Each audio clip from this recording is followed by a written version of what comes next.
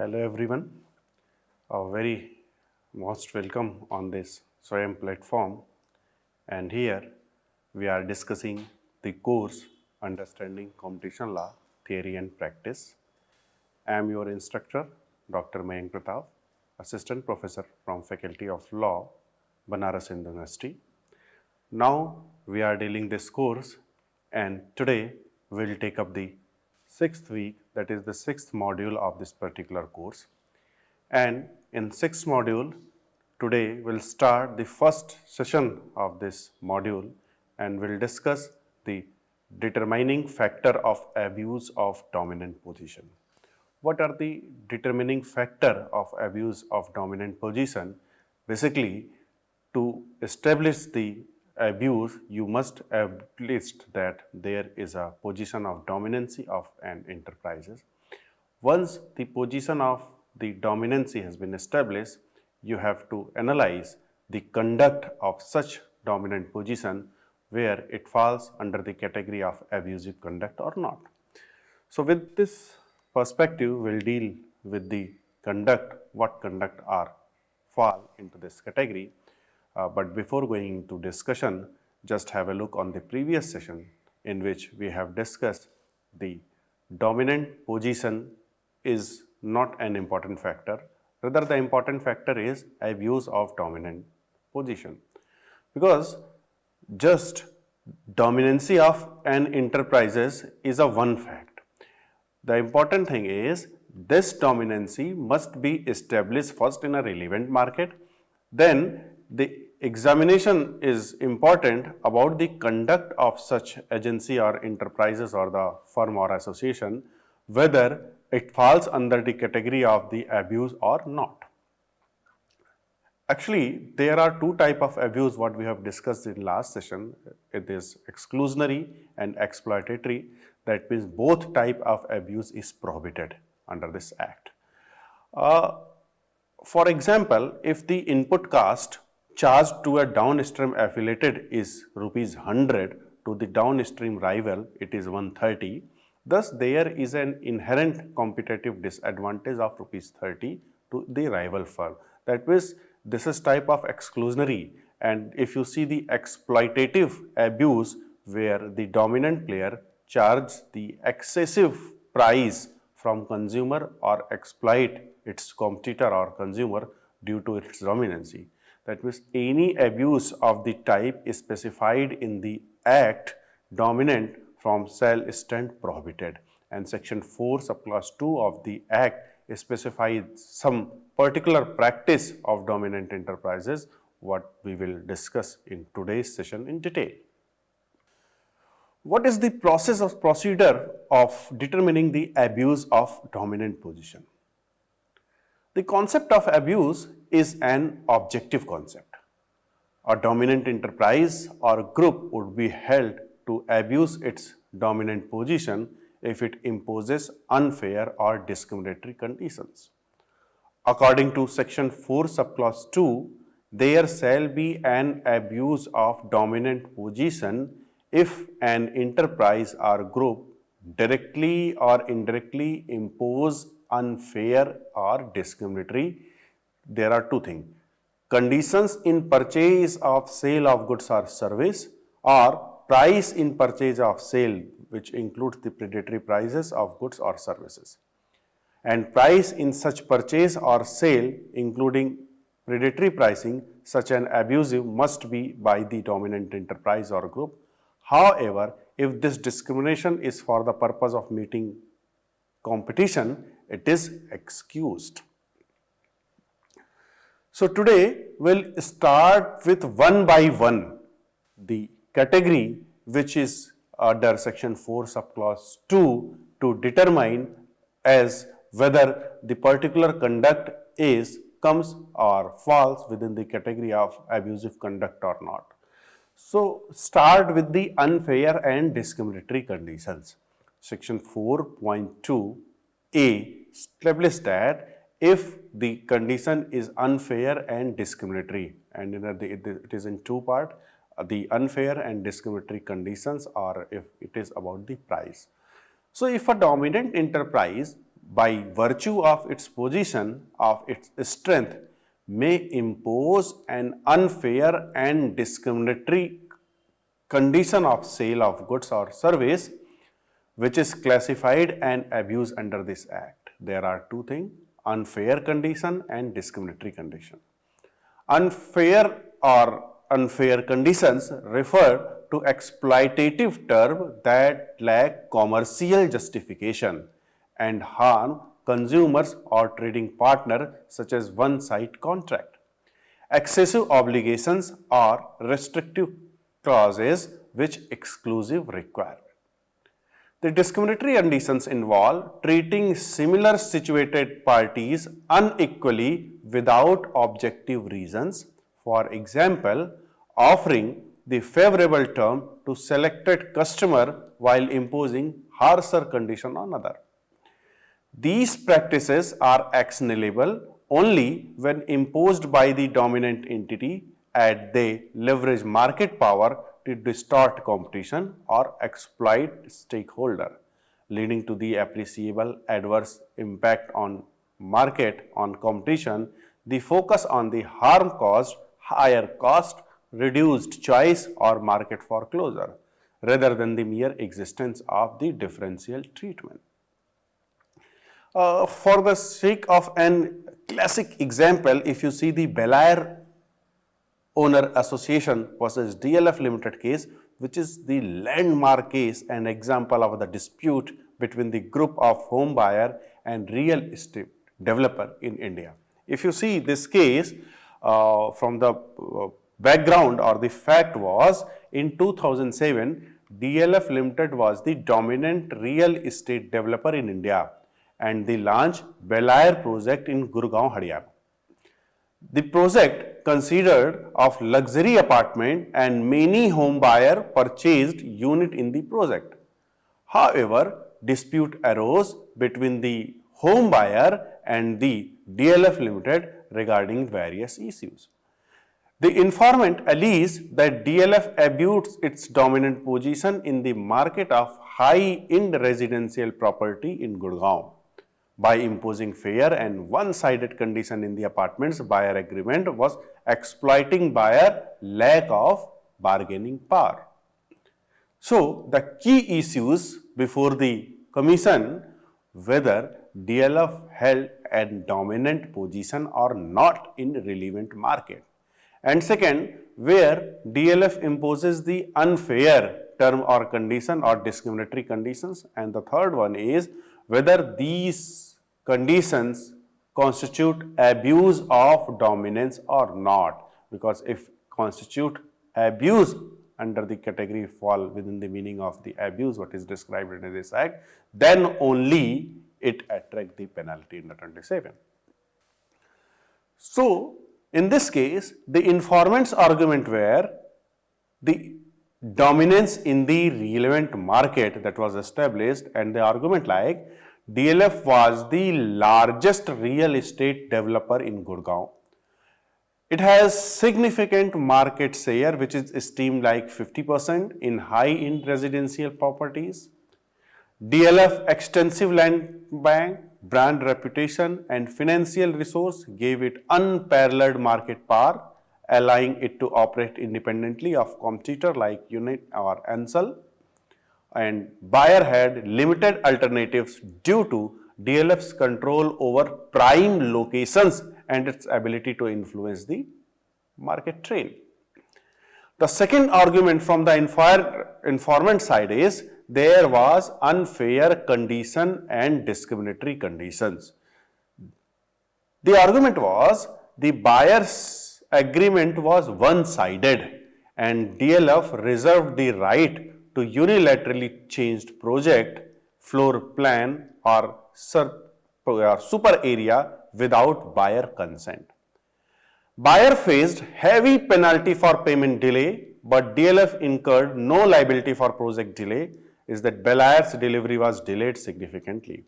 And initial promises of 19th floor were allotted, but it altered to 29th floor, increasing the density and reducing amenity value So that these were the argument, and not only this, there are some more argument from the informant side, like there was a abuse of dominancy. And buyer's argument was the condition, what the condition was imposed by the real estate sector, that is was the DLF.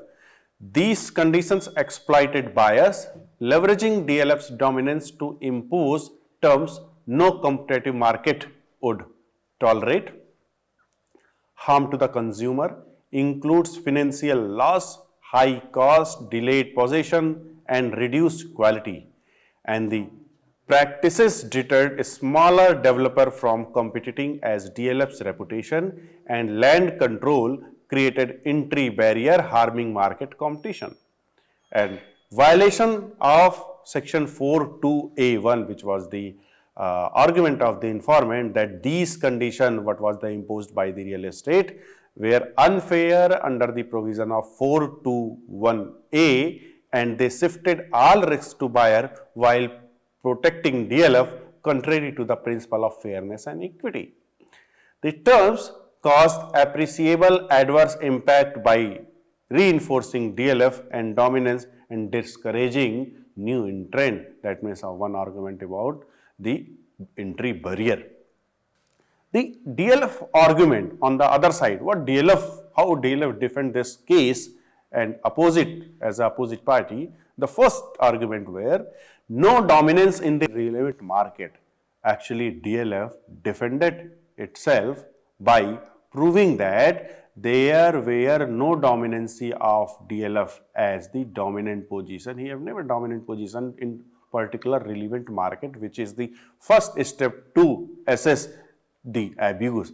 And the argument where the relevant market should be broader. What DLF argument that you cannot take it in a narrow sense, you must take it in a broader sense, where all residential property in India must be took as a relevant market. The argument of the DLF, or the at least national capital region, not just Gurgaon you can take, which is the high end segment. And in a border market, DLF share were lower, less than 20%, and facing competition from other developer like Ansal, Unitech, international players. Gurgaon's market was competitive with multiple projects, similar amenities, negating the DLF's ability to act independently, the market force. The buyer's choice exists, as they could opt for project in Noida, Delhi, NCR region or other city, undermine the claims of market control. The other argument of the DLF as opposite party is conditions where standard industrial practice, not restrictive or discriminatory, what the argument of the informant. DLF said that agreement terms were common in real estate. Changes in layout, super area plan were necessary due to the regulatory approval, and there are some foreseen constructural challenges. Because of this, some alteration has been taken. But forfeiture clause protected DLF's investment, as cancellation disturbed project financing. Penalty for buyer delay ensured timely payment, critical for project completion. That's why these conditions are imposed. And this is not discriminatory, what the argument of the DLF.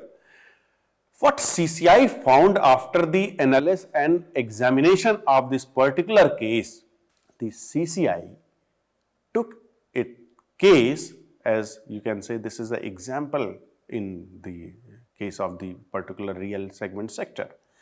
CCI observed whether the relevant market, what is the argument of the DLF, the residential property in India or in NCR region? No.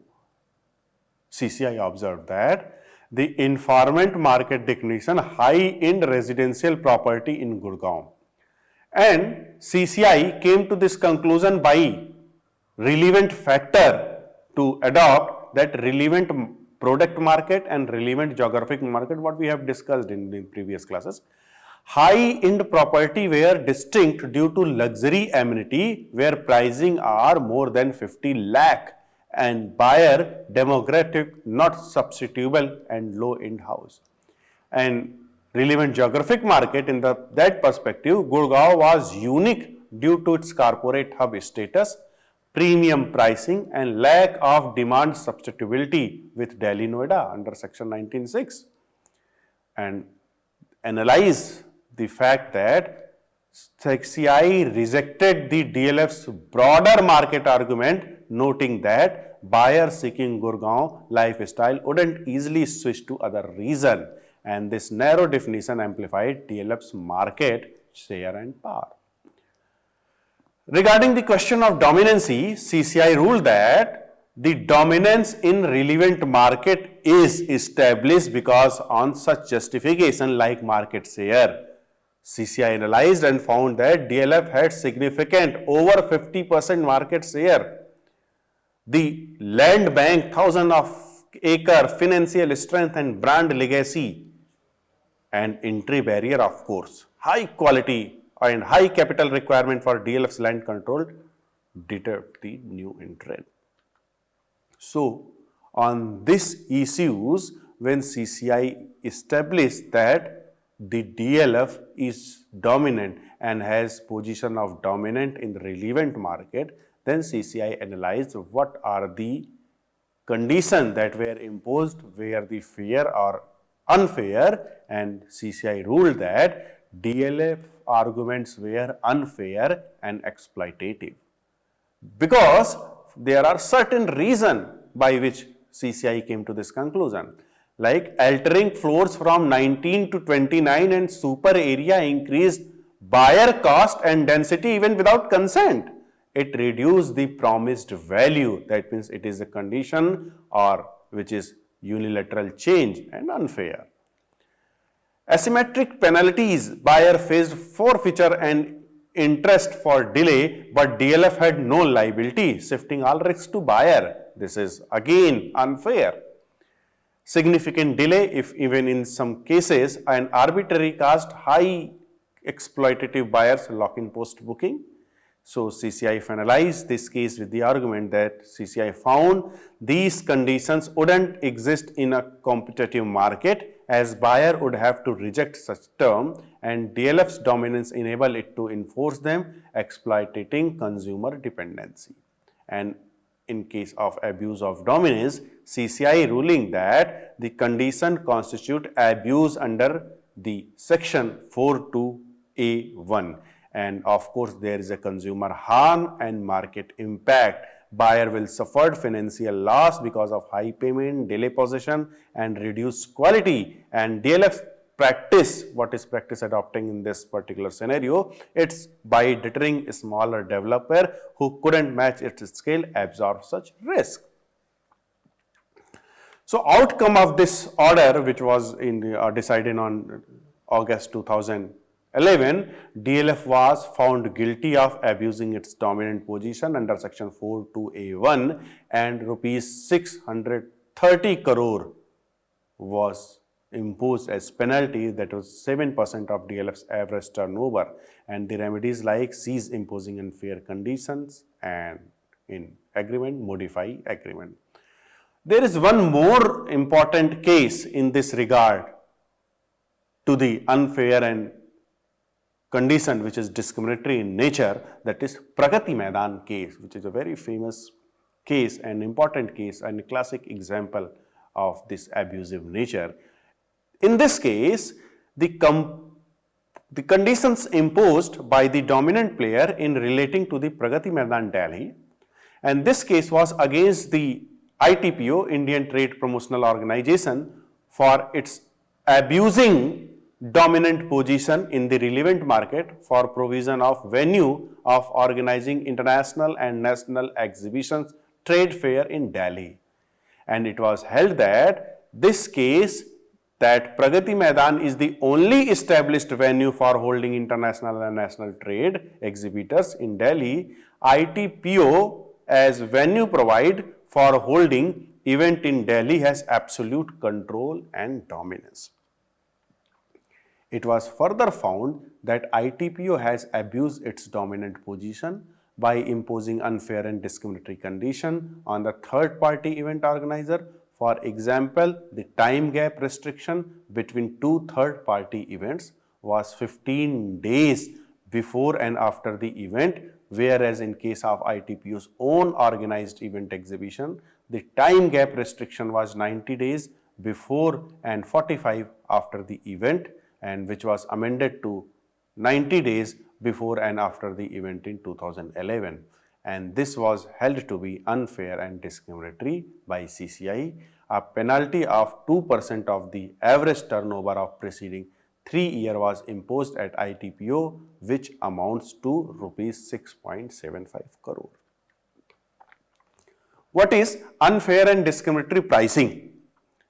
Under the Competition Act 2002 in India, that is section 42A, particularly clause 2, address the abuse of dominant position by enterprises or group through the imposition of unfair and discriminatory price in purchase or sale of goods or service, explicitly including predatory pricing. The provision targets pricing strategies and exploit a dominant position to harm consumer, competitor and the competitive segment. Under section 4(2)(a) of the Competition Act, unfair and discriminatory pricing refer to a situation where a dominant enterprises the impose prices and that are unfair and discriminatory. Unfair means what? Unfair, that means prices which are unreasonable or excessive or justified, not justified but by the cost of the market. And the discriminatory means prices that are different from similar product or goods or service without any valid reason or justification. So in other words, what we can say, if a dominant enterprise change prices that are not based on fair market principle or discriminated between the customer or supplier by charging different prices for the same product or service, it may be considered an abuse of dominance. Just see some example like predatory pricing. Under the Competition Act 2002 in India, predatory pricing is explicitly addressed under section 4(2)(a)(2)(a) as a form of unfair pricing by the dominant enterprise, where goods or services are sold below cost, typically average viable cost, with the intent to eliminate competition. The objective of drive rival out of the market with the intent and that are after which the dominant firm can raise or lose, harming consumer through high cost and reduced choice. Predatory pricing refer to the conduct where a dominant undertaking incur losses or forgoes profit in the short term with aim to foreclosing its competition, or broadly speaking, it consists in our competitors setting a price which is too low such that competitors find themselves unable to compete at the price. The Competition Commission of India requires evidence of below cost pricing, exclusionary intent, that is, and recoupment potential as seen in MCQ Stock Exchange versus NSE, where NSE's a zero fee strategy was demand predatory, leading to the rupees 55.5 crore penalty, and predatory pricing is distinguished from competitive low pricing by its anti-competitive motive and market impact, ensuring that only dominant firms' exclusionary tactics are penalized. There is a case which is important in this segment, that Vinod Kumar Gupta versus WhatsApp Incorporation of 2017. The Competition Commission of India noted that India's numerous players provide instant messaging service to consumers such as Apple with iMessage, BlackBerry with BBM, Samsung with Chat-on, Google with Google Hangout, and Microsoft with Skype, and many other consumer communication apps provided such like Hike, Weber, WeChat, and Snapchat also arrives in market. Hence, there is no significant barrier to the entry and consumer appear to price sensitive. The Commission was of the view that even though WhatsApp is in a dominant position in a relevant market, but the allegation of predatory pricing have no substance, WhatsApp does not charge its users. And about the excessive pricing, The one more important segment as unfair condition is excessive pricing is, while European Union in its famous United Brand case has held excessive pricing to be an abuse of dominant position, in India the concept of excessive pricing have not been taken up to the CCI specifically, but by and large the price setting is not considered as job of the competitor regulator, as there are sectoral regulator with expertise to do that, like TRAI for the telecom communication. Excessive price is actually, it is considered as exploitative abuse. It's distinguished from the exclusionary abuse. Under exploitative abuse, it is a high price itself that is demand problematic, which is deemed as problematic, whereas under exclusionary conduct, high and higher price tend to be result in the exclusionary practice. With regard to the predatory pricing, the CCI has stated the scope of Competition Act, in particular Arcia case, Arcia Rail Infrastructure Limited versus Ministry of Railway in 2012. In following what the observation, what I am just reading, the observation which has been given by the court. What CCI observed that it must be kept in mind that Competition Act is not an equalizer act, neither it means to bring different competition to equal level in respect of their assets, liability or performance. It is but natural that a new entrant in the market would have to face an existing entrant who is already established in market. A new entrant cannot claim that all advantage which existing entrant has in a business must be given to him under the Competition Act. Neither Section 3 nor Section 4 envisages a situation where Competition Commission can direct its existing entry to divest itself to properties or the advantage it was having, so that a new entrant can compete with it. The competition law is not of law of equitation of the competitor. It is a law to ensure that different entity who were supposed to compete in the market, instead of competing, do not collude with each other as to deprive the ultimate consumer of the benefit of the healthy competition. So, with this observation, what we have discussed in today's session, that there are certain factors to examine the abusive conduct, and under such abusive conducts, the first conduct which is an important, that is unfair and discriminatory condition. So, in today's session, we have just discussed the meaning of unfair and discriminatory condition, and in next session we will discuss another conduct which fall within the meaning of abusive conduct, that is putting limitation or restriction.